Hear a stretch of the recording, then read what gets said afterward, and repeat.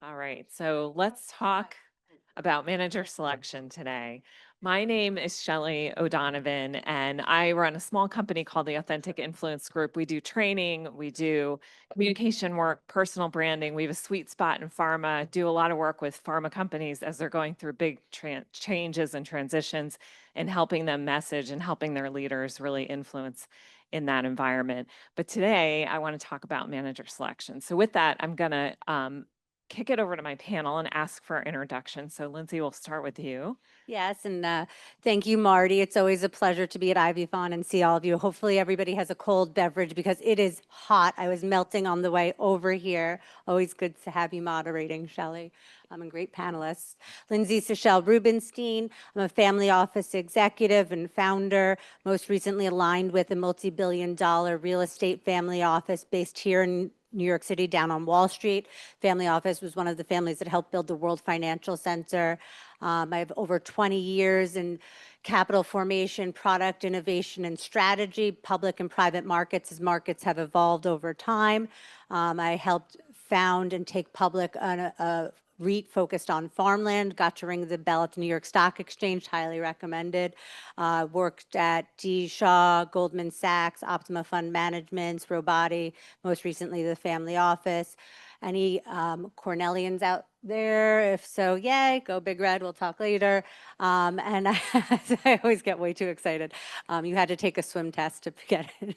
And I have two daughters who you'll hear about over the course of the panel. Really happy to be here to talk about manager selection. It's really important both for emerging and well-developed managers because we have a lot of capital to deploy correctly.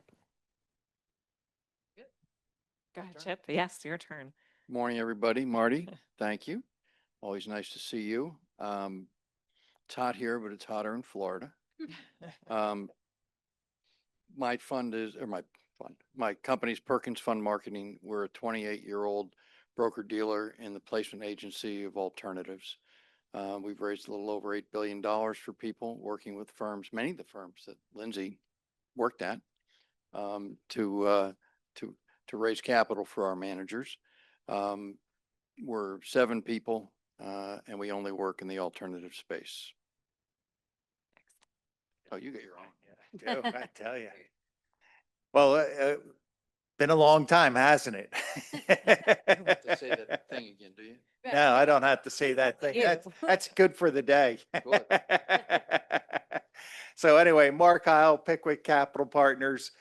We do capital raising as well as investment banking services. And I must say, it's absolutely great being up here on this panel. We got Shelly, a terrific moderator, Lindsey and Chip. And if you haven't noticed Chip's sense of humor, he's got a really good one. So he's been giving it to me now for a few days. For about 8 years. Chip off the old block. And about 8 years. Excellent. Well, I can't wait to hear your insights and see what we're going to find out today. But we'll start with an easy question here. What are the top 3 qualities that you look for in a new manager? And has that changed over the past 5 years? So why don't we start with Chip in the middle, and then we'll go to Lindsey and then Mark. It somewhat varies depending on what environment we're in, but always you look for the quality of the manager, their ability to build a team, what their past has held, and what they think their future is going to be, and the strategy that they're in, depending on the environment we're in. It's a ever shifting sand, and who knows what the next couple of weeks is going to bring with the things going on in the Middle East, talking about shifting sands. But the environment really drives the direction that many families look in as they're trying to find new things to invest in.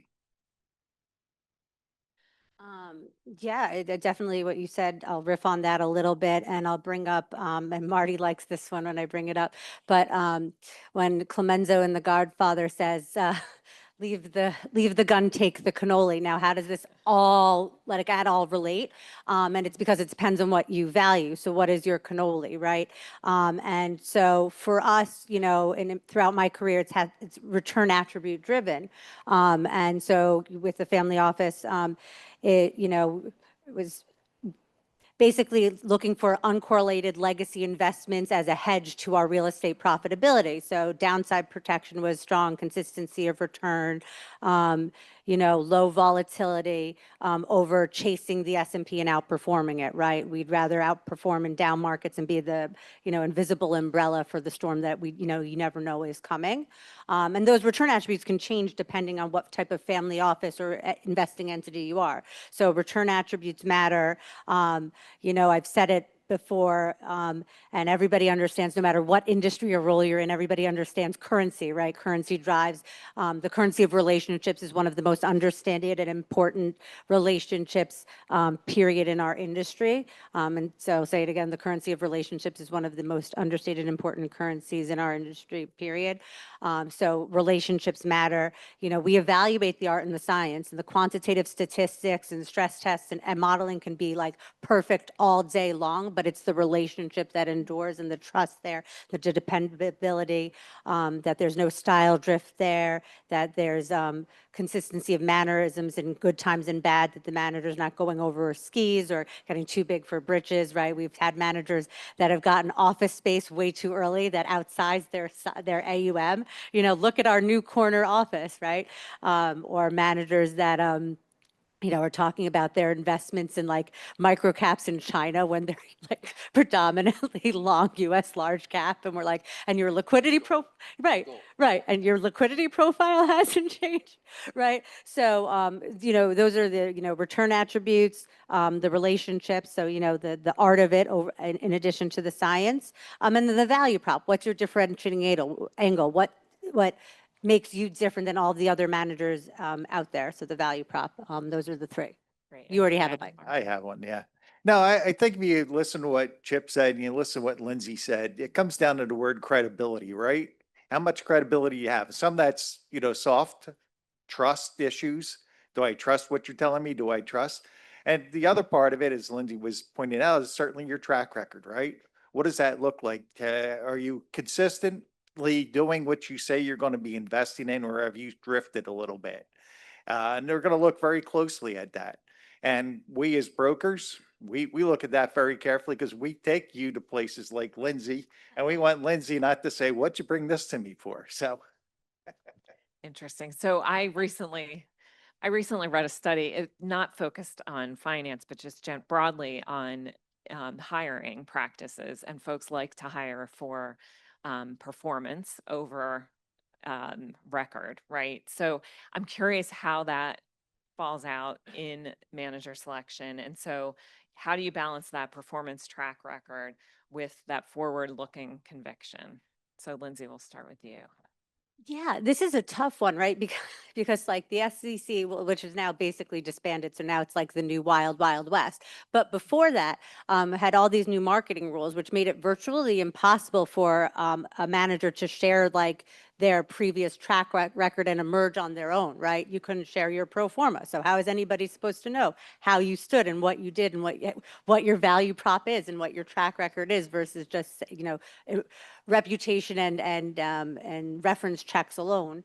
You know, and there I really think it's you know, I would say like a confluence of what your history is, your pedigree, and the return attributes that the investing entity is seeking, and the forward outlook that entity has on, you know, where it fits into a portfolio over the long term. Most entities are long-term investors, right? You know, we don't want to like day trade. That's a different type. That's more of a retail investor type of strategy, right? So it's for the long term.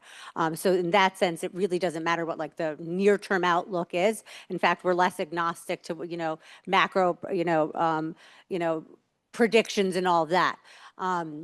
But some tips and tricks, you know, some industry hacks I like to say is kind of, it's 4, 3, 2, 1, right? You know, make sure you have the 4 Ps: people, process, performance, philosophy, to the extent that you can. And that includes both historical and forward looking. And when you address all those, you will be able to to answer those questions, right?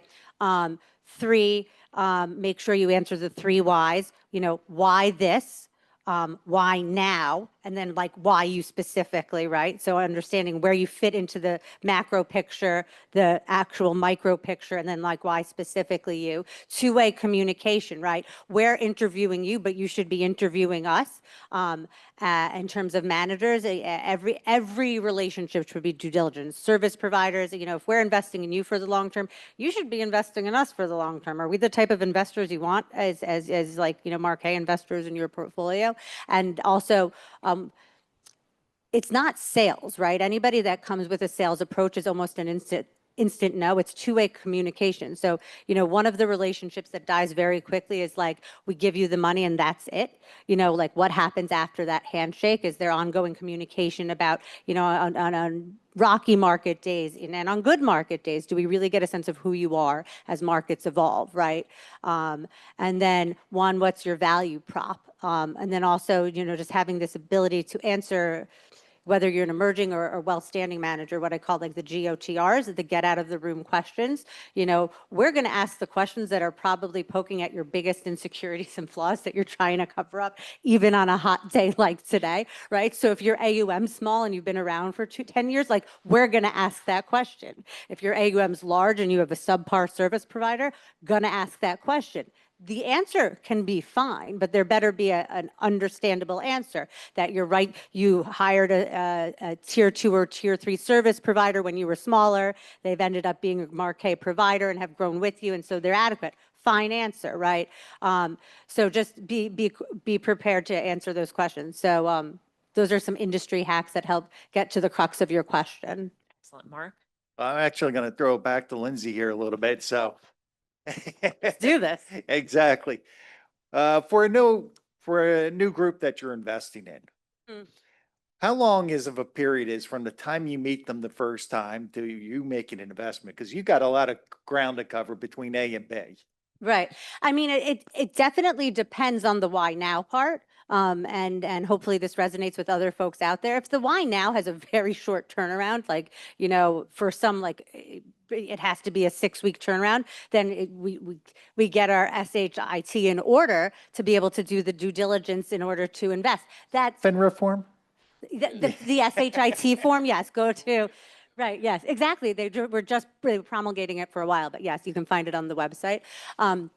But typically, it takes time. It takes time to build that relationship and that trust. And with respect to certain types of managers that maybe fall outside of our general risk profile, but we like them for whatever reason, we'll find another way to invest alongside them and like grow with them.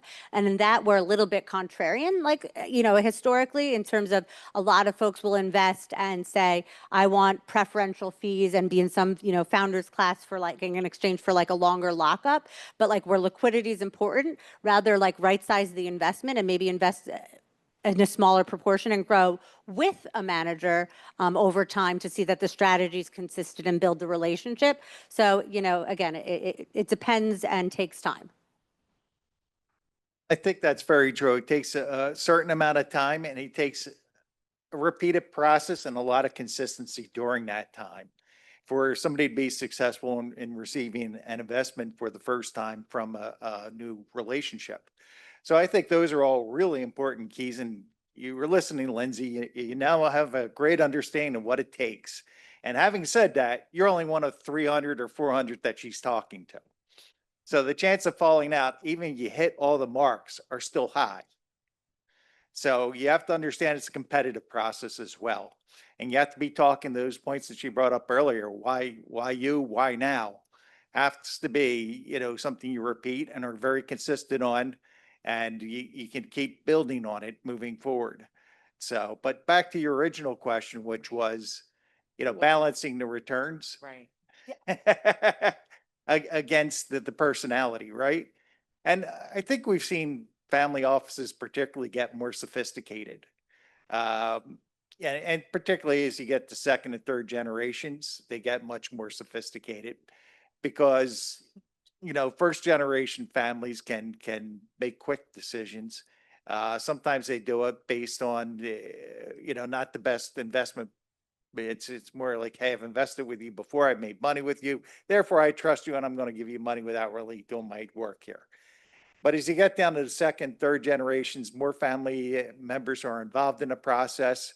It becomes more sophisticated. They look at it more like an institution. So while he may have, while you may have the ear of somebody who loves your strategy, loves you, if they can't convince the rest of their family members to go in and with him, then it's not going to happen.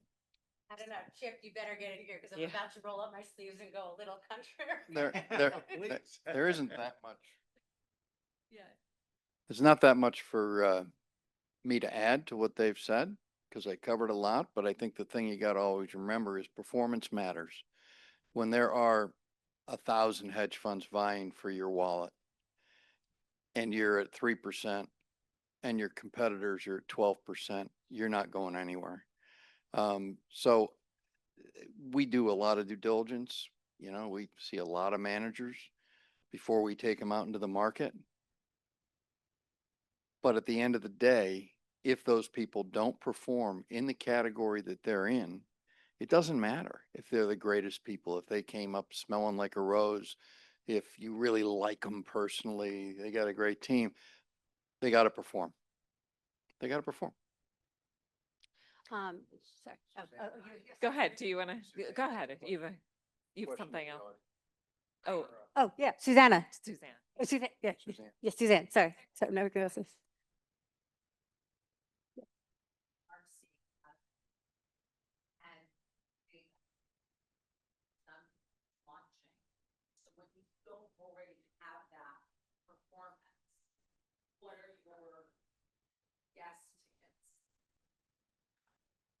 Well, you got to look at where they were before. And, there are rules in FINRA that say you can't use your track record necessarily. You can talk to it, but you can't necessarily prove it because you're past. You weren't the portfolio manager necessarily. You were part of a portfolio management team. So we then have to look at pedigree, references, personality, the people they hire. There's a lot of P's involved in it. And you need to pay attention to all of those.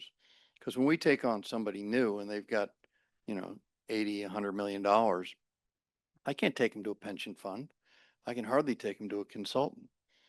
I can probably take them to Lindsey.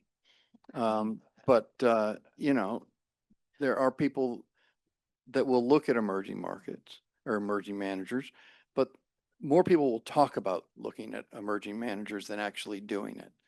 Since about 1999, everybody's been talking about, emerging managers and all this great stuff, but nobody's buying them, to speak. I have a quick question.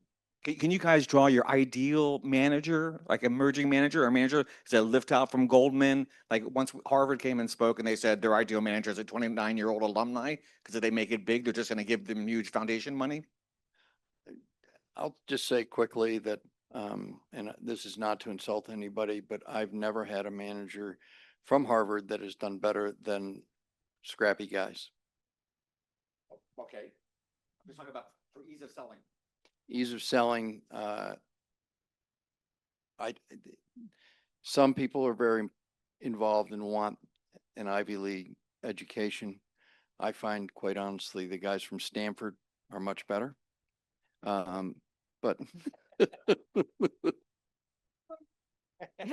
Cornell's been very, very good to me too.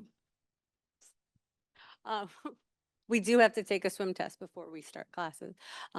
So I think ideal manager is a tough one. It really comes down to that core facet of return attributes and what you're seeking. So again, we're in the position where we're seeking risk mitigation and consistency of returns. I'll kind of disagree with Chip a little bit. Sometimes I do want, and 3% low, but like a 7 to 9% manager all day long. There's this statistic kurtosis, which kind of tracks your consistency. And it's like, are you like wonky and have like fatty tail? Like are your returns like up 18, down 10, up 12, that, versus are they like consistent on that, and in that respect, rather have the 0 to 2%, monthly returns all day long to get that annual, 7 to 12, versus that up 15% that also might be down.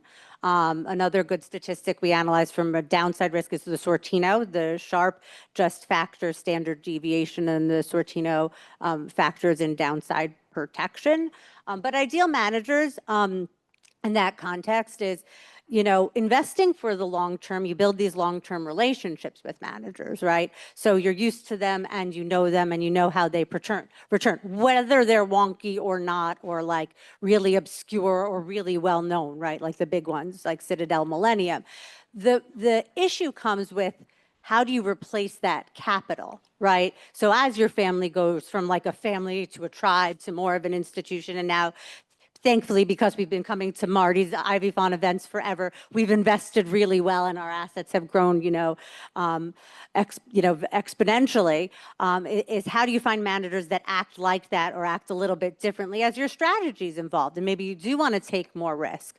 So there it really comes to finding the right venues to find those managers, and having the right tools to diligence them. And there, I'm sure we'll get into a conversation about how AI is used. And AI, I think, can be really helpful to analyze certain statistics and maybe cut through a data room more quickly, but it will not replace the one-on-one, face-to-face conversations, understanding the nature of the investing and relationships. It's hard to say what the ideal is, or how to find that rough, uncut diamond, so to speak. So we start looking at managers, sort of the first cut is they come in and they tell us their story, right?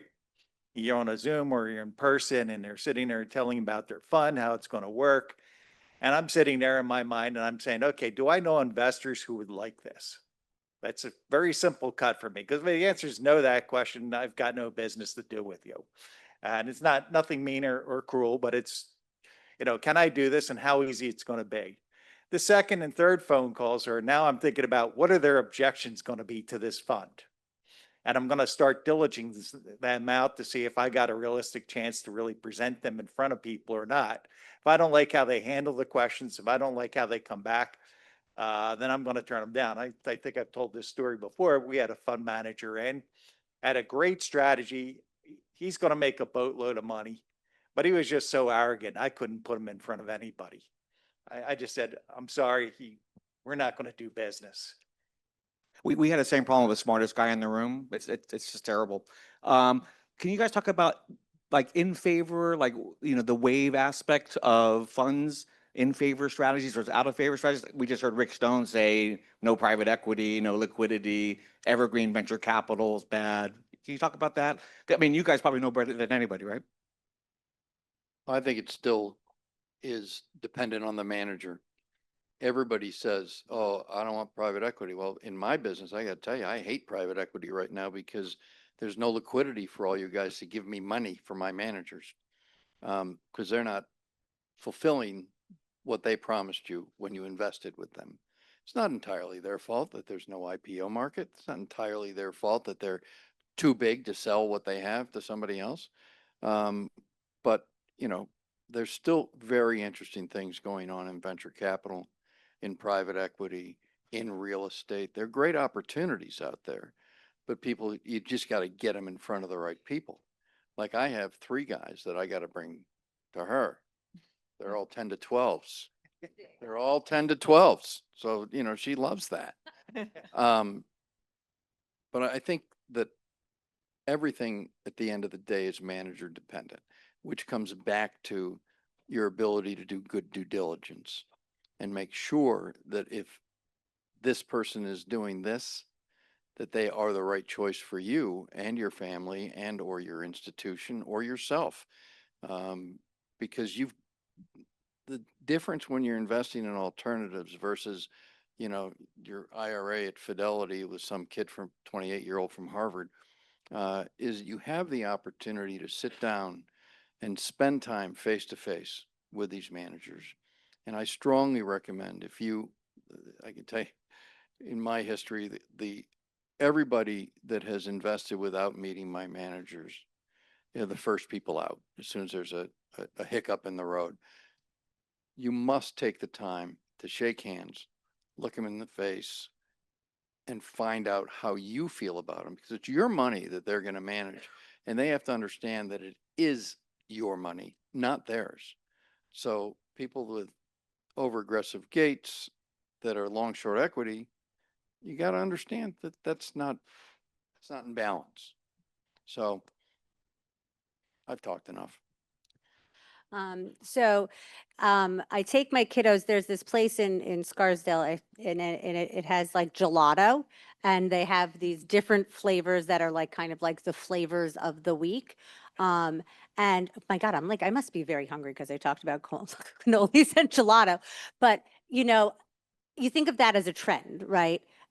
Try to stay away from investing in trends and more so focus on paradigm shifts that are fundamental changes in the market, right? Volatility being volatile is a shift. That's just going to be there, right? The changing demographics in response to intergenerational transfer and the investing changes that will result, that's a paradigm shift in the market, right?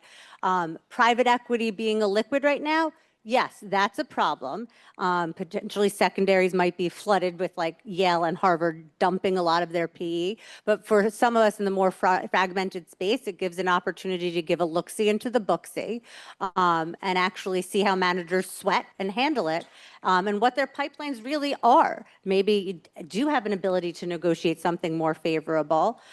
So, you know, other like kind of secret sauce elements, you know, how the movie is made. Hybrid strategies are really attractive, right? Those strategies that might have private equity-like attributes in a return prospect, but shorter duration to realization, and uncorrelated strategies, right? Non-traditional growth private equity-like. A couple of really interesting strategies that, you know, piqued our interest recently, piqued my interest in recently, is litigation finance. You know, having married into a litigation family, people fight in good times and people fight more in bad times. So it's really uncorrelated and always doing well. It should really be one of those like non-discretionary things. People fight all the time and pay lawyers, right? Two, there's been a lot of M&A in the RIA and wealth management industry, a lot of consolidation there. So you hear about minority stake strategies. We've invested in an interesting kind of roll-up strategy where a company's buying minority stakes in RIAs and taking a really agnostic view on one of those paradigm shifts that's going on in the industry. That's really attractive because you're looking at uncorrelated returns and there's almost a consistent, like you think about it, if you're thinking about REITs, like that, like almost like a consistent base rental income, right? Like the AUM from these RIAs, they charge a fee for managing your assets. You're going to get that steady cash flow and then there's always upside from that in good and bad markets. So those are, you know, some more attractive, but again, it's less trendy and more focused on paradigm shifts and investing in relationships for the long term after you've done due diligence. So I'm actually going to wrap up the panel with just really last words from everybody. I know. I know. We're running out of time, I guess. Marty, why do we have to stay on time? Everybody else. Yeah, take last minute thoughts on this issue. Yeah. What's your Last choice? minute thoughts. Start. I think the bottom line is always, you know, when you're looking at manager selection, it's a consistent process on the selection side usually. They're going to look at it from a certain viewpoint, and that viewpoint's going to be, what am I going to get back, and when am I going to get it back, and do I trust you can deliver it? Do you have the credibility to do it? I think at the end of the day, all the questions that you're going to ask on the due diligence side, you've asked, and you know the people, you know, that you know what you're going to ask, Sharpe ratio, you know, background, everything else. But at the end of the day, I really think it comes down to trust. Do you trust this person? Do you want to have them be in charge of or in care of some of your assets? And do you think that they're going to be able to do what they say they are? So I'm going to try to blow everybody's mind in my 1-minute wrap up. I was talking to a friend recently who said like the bigger investment world, the slowly moving banking and wealth management world, it's basically thought forever that like there is man. We invest around man. And recently, over the past 5 to 10 years, they're like, oh, there's woman too, like very prehistoric. So anytime any of us goes into a wealth manager with our money, because we're all like Scrooge McDuck and swimming in piles of money, the question being asked is, what are your investment objectives, right? And the investment industry recently has realized that the 60-40 model may be broken after 2022. So depending on whatever manager you go to, you can be at a good real estate manager, private equity manager. They're going to say 60-40 is plus me. Like totally me, because I've been listening to your great panel and I know exactly all the how to answer all the questions, and I've done my diligence on you, right? 60-40 plus. What if I were to tell you that we're looking at it all wrong? Right? Given the paradigm shifts with $124 trillion changing hands between generations, between 2048, the fact that the Yale endowment model is being upended by family offices who pull together and have more nimble capital, that pie is a slice in a bigger pie. It's the wrong pie we're all looking at. And the question about what are your investment objectives is wrong.